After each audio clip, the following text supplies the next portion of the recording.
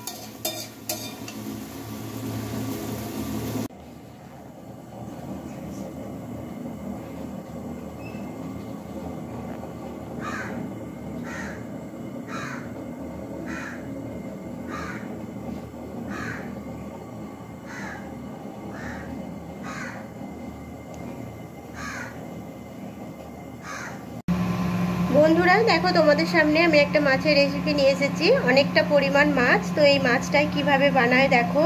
এত সুন্দর মানে যে হবে সেটা তোমরা বুঝতেও পারছো না, পুরো ভিডিওটা দেখবে, না হলে বুঝতে পারবে না। তো প্রথম থেকে শেষ পর্যন্ত ভিডিওটা দেখবে। আমি লবণ হলুদ মাখিয়ে নিয়েছি, মাছগুলো ভেজে নেব। আর মাছটা দেখো অনেকটা পরিমাণে কিন্তু বড়। তো লবণ হলুদ ভালোভাবে মাখিয়ে নিয়েছি, এগুলো এখন ভালোভাবে ভেজে নিতে হবে। অনেকটা পরিমাণ তেল দিয়েছি, তেলটাকে ভালোভাবে গরম করে নিয়েছি। আর এখন তেলের উপরে মাছগুলো দিয়ে দিচ্ছি। মাছগুলোকে হালকা আঁচে কিন্তু ভাজতে হবে, না হলে ভেতর অবধি ভালোভাবে ভাজা হবে না। গ্যাসের আঁচটা কমিয়েই কিন্তু ভাজতে হবে। আর এগুলোকে উল্টে পাল্টে লাল লাল করে ভেজে নিতে হবে।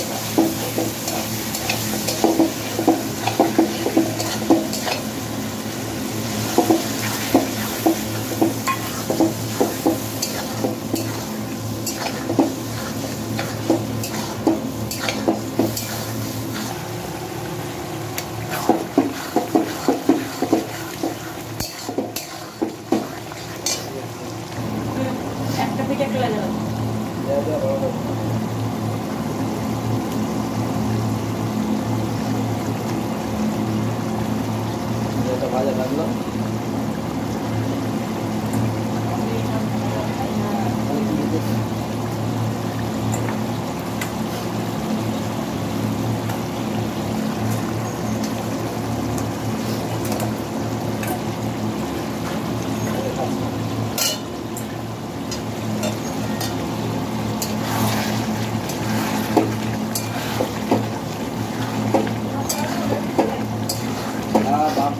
খালি মাছটা হলেই হয়ে যাবে।